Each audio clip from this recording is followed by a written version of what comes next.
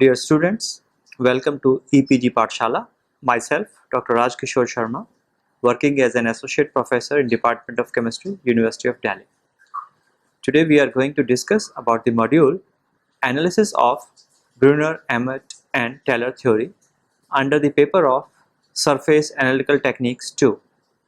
In the analysis part, we will talk about the classification of adsorption isotherms, which are made based on the literature study performed by Brunner, Deming and Taylor, which is known as BD-DT. There are 6 types of sorption isotherms which we will discuss in details.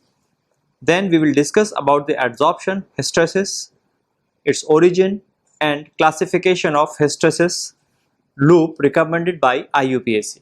Basically, there are 4 types of hysteresis loop which we will discuss. We will discuss each loop one by one.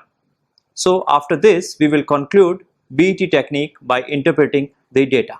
The topic we are going to cover today: classification of adsorption isotherm, adsorption hysteresis, origin of hysteresis, IUPAC classification of hysteresis, and conclusion and recommendations. Before interpreting the BET data, there are certain terms to be discussed. First of all, we will discuss about the classification of adsorption isotherms. In 1985, IUPAC gave the classification of adsorption isotherms on the basis of literature study performed by Brunner, Deming and Taylor, BD-DT. They described that there are 6 types of sorption isotherms: type 1, type 2, type 3, type 4, 5 and 6, type 6 adsorption isotherms. So type 1 isotherms. Type 1 isotherms are obtained when adsorption is limited to few molecular layers, such as in case of chemisorption, and as we can see from the graph, it is concave to P upon P naught axis. There is one more condition for this type of isotherm, that is, they are obtained only when P upon P naught is much less than 1 and C is much greater than 1. In case of exclusive microporous materials, type 1 isotherm level of below the relative pressure of 0.1 mm. If it does not, then sample may exhibit appreciable amount of mesopores with pore size close to microporous range. Also, type 1 graph is an explanation of Langmuir isotherm that is based on monolayer coverage. Type 2 isotherm. The type 2 isotherm is reversible isotherm, and also these are the characteristics of non-porous and microporous adsorbent. These are generally observed in case of non-porous or microporous adsorbent. In this graph, the knee of the isotherm is an indication of completion of monolayer coverage and initiation of multilayer adsorption. In type 2 isotherm, the adsorption and desorption branches coincides. The next is type 3 isotherm. The reversible type 3 is convex to P upon P naught axis. Since type 1 was concave to P upon P naught axis, but it can be seen from type 3 isotherm that it is convex to P upon P naught axis. It depicts the unrestricted multilayer coverage.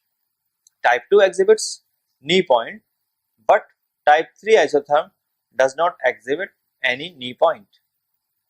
This curve arises when lateral interaction between adsorbate molecules is stronger than the interaction between adsorbate and adsorbent surface. Now about type 4 isotherm. Type 4 isotherm is exhibited by mesoporous materials.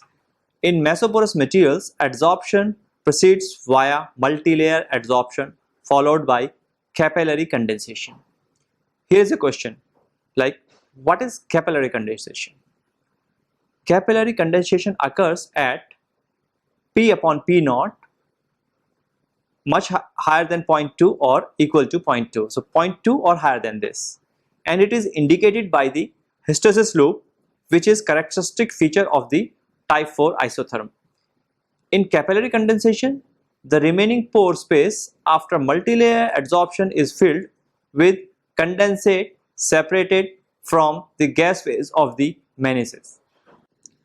The initial portion of type 4 isotherm is ascribed to the monolayer multilayer adsorption, as in case of type 2 isotherm. There are reasons for the appearance of hysteresis. This is the difference in pressure of capillary condensation and capillary evaporation. In this isotherm, the limiting uptake is over a range of high P upon P naught. Next one is the type 5 isotherm.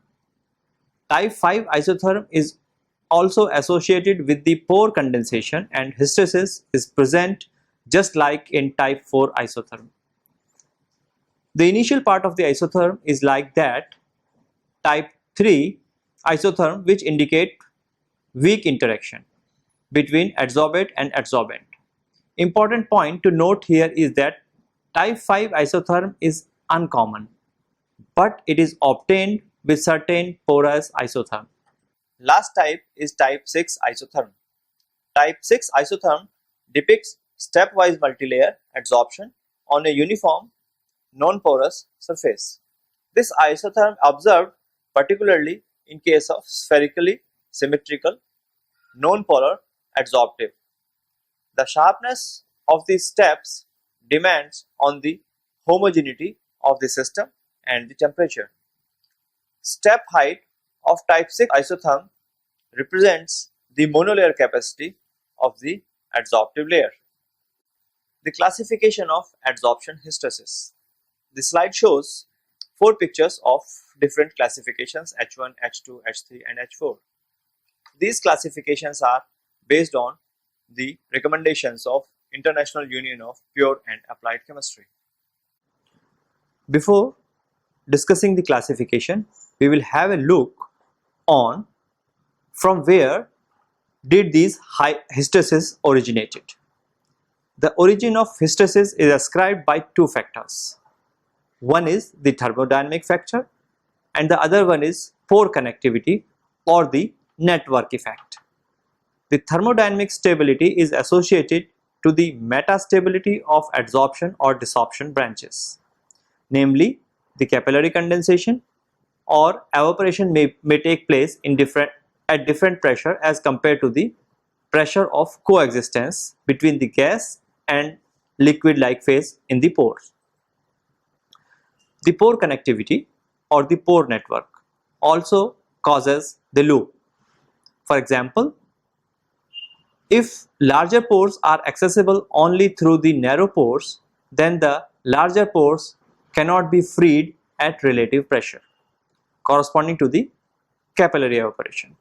It is because the narrow pores are still not vacant from the condensed adsorbate. Now we will discuss each type of hysteresis loop. First one is the type 1 hysteresis. As we can see from the graph, the 2 branches are nearly vertical and closely parallel over considerable range of gas uptake. H1 is associated with the porous materials consisting of agglomerates or uniform spherical structures in a regular arrangement. H1 hysteresis is also observed in materials with cylindrical pore geometry and relatively high pore size uniformity. The type H2 hysteresis. In this type, as it is seen in the graph, the loop is triangular in shape with sharp desorption branch located at the relative pressure close to the lower pressure limit of adsorption-desorption hysteresis. H2 hysteresis is observed in materials having channel-like pores with non-uniform pore size distribution, usually inorganic oxide gels and porous glasses gives H2 type of hysteresis. The type 3 hysteresis. Type H3 hysteresis, the desorption branch consists of steep region as shown in the graph. It consists of steep region with the closure of the hysteresis loop. H3 hysteresis isotherm does not exhibit any limiting adsorption at height P upon P naught. This isotherm is observed in materials which have non-rigid aggregates of platelet-like particles forming slit-like pores. The last one is type H4 hysteresis. Type H4 loop features parallel and horizontal branches. It is associated with the narrow slit-like pores and it is observed in particles having internal voids of irregular shape. Basically, broad pore size distribution. Now we will talk about surface area from the BET plot. We can calculate specific surface area from the BET theory using BET equation. The equation as shown on the slide reads as 1 upon V into P upon P naught minus 1 is equal to 1 upon C Vm plus C minus 1 upon CVm into P upon P naught. A plot of 1 upon V into P upon P naught minus 1 versus P upon P naught yields a straight line usually in the range of 0.05 to 0.35 of P upon P naught. The slope S and the intercept I of a BET plot are respectively S is equal to C minus 1 upon CVm, I is equal to 1 upon CVm. On solving the equation, Vm is equal to 1 upon S plus 1 and C is equal to S upon I plus 1. The total surface area can be calculated from the equation S is equal to Vm into Na upon m into 22,400. Low surface area analysis. It is possible to measure absolute surface areas using highly accurate volumetric adsorption equipment as low as approximately 0.5 to 1 meter square with nitrogen as the adsorptive. In order to measure even lower surface areas, the number of molecules trapped in the void volume of the sample needs to be reduced. This can be achieved by applying krypton adsorption at liquid nitrogen temperature for the surface area analysis. Krypton at approximately 77 K is about 38.5 Kelvin below its triple point temperature. T is equal to 115.35 K and it sublimates at about 1.6 torr. The saturation pressure of the supercooled liquid krypton is 2.63 torr, that is, the number of molecules in the free space of the sample cell is significantly reduced to 1 upon 300th time compared to the condition of nitrogen adsorption at liquid nitrogen temperature. Is a case study of nickel oxide microsphere. There are two graphs given. The first is between the relative pressure P upon P naught and quantity absorbed. The other one is the pore size distribution. The left hand side graph shows adsorption and desorption branches of nickel oxide microspheres, whereas the pore size distribution suggests the sample has variable porosity starting from micropores to mesopores. This isotherm can be classified as type 4 isotherm according to IUPAC classification. This work was published recently in Journal of Materials Chemistry, year 2009.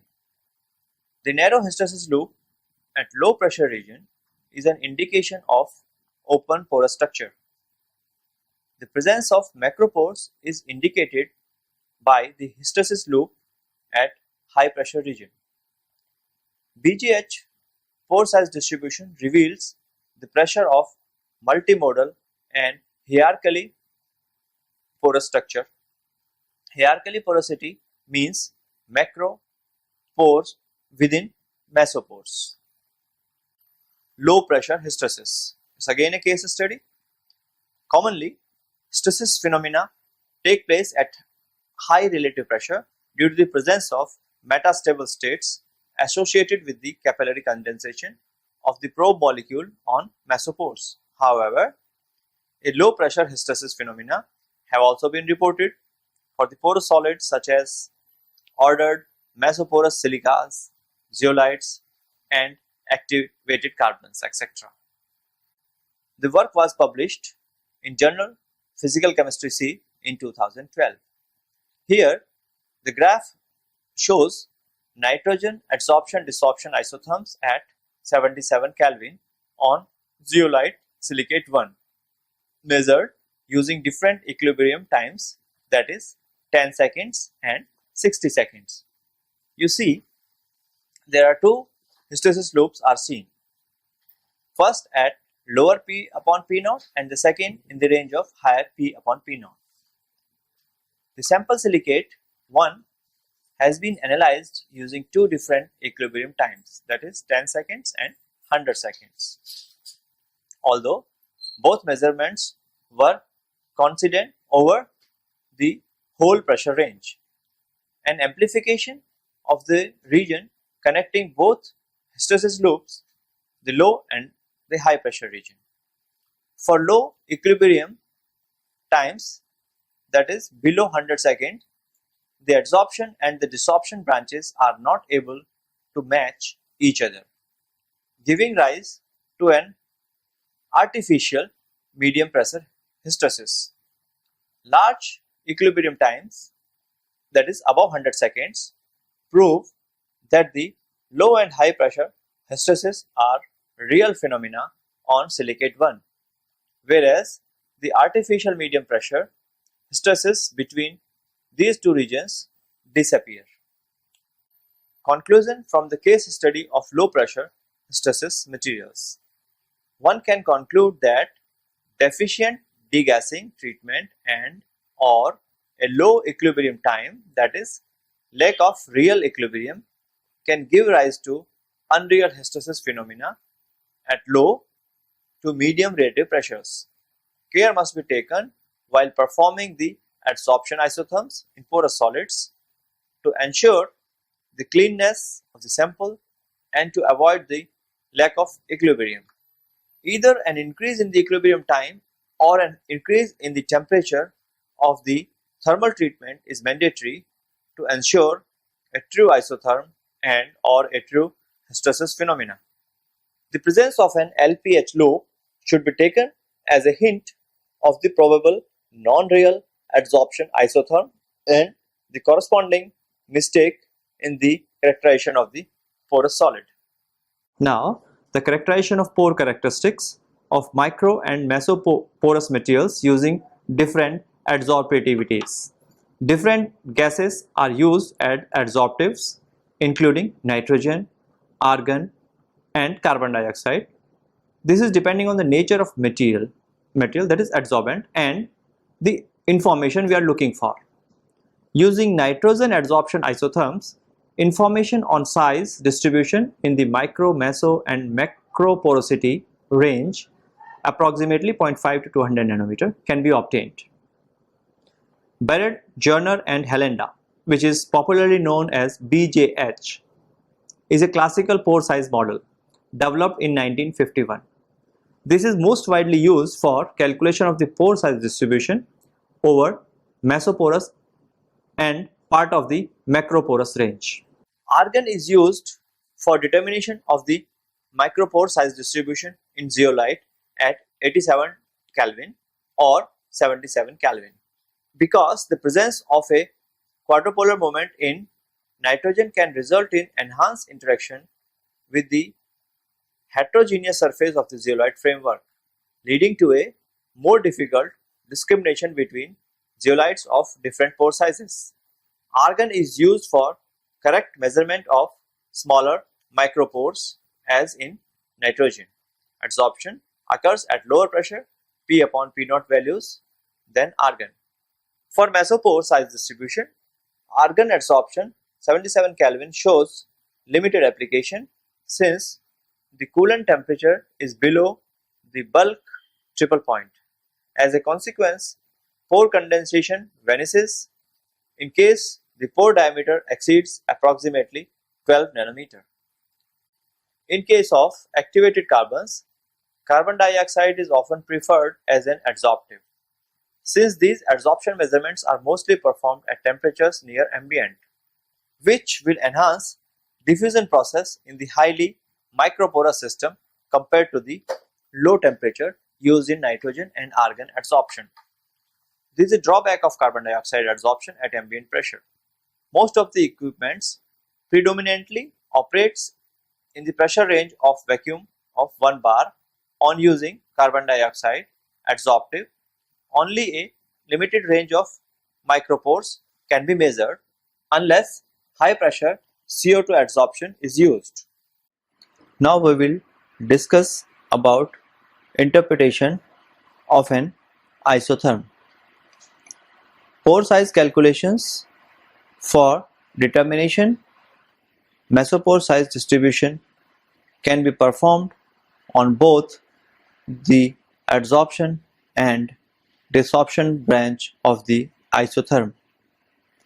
In presence of mesopores, capillary condensation will occur during adsorption and is preceded by a metastable fluid state. This state is called cylindrical meniscus, while capillary evaporation during desorption occurs via a hemispherical meniscus, separating the vapor and the capillary condensed phase. This will result in hysteresis since pores of a specific size are filled at higher pressures and emptied at lower pressure. So they are filled at high pressure and emptied at a lower pressure. Purely mesoporous materials that contains non-intersecting mesopores of cylindrical geometry and similar size, nitrogen or N2 isotherm will be of type 4, accompanied by a type H1 hysteresis loop according to IUPAC classification. More random distribution of pores and an interconnected pore system often results in the hysteresis loop of type H2 or H3. Now, finally, to summarize, students, what we have learned today is there are six type of adsorption isotherms. The recommended adsorptive for the evaluation of both surface area and pore size distribution is nitrogen, but this is not applicable for the low surface area solids. It holds good only for high surface area solids. Type 1 is associated with microporous materials, and type 1 isotherm is obtained only when P upon P naught is much less than 1 or the concentration C is much higher than 1.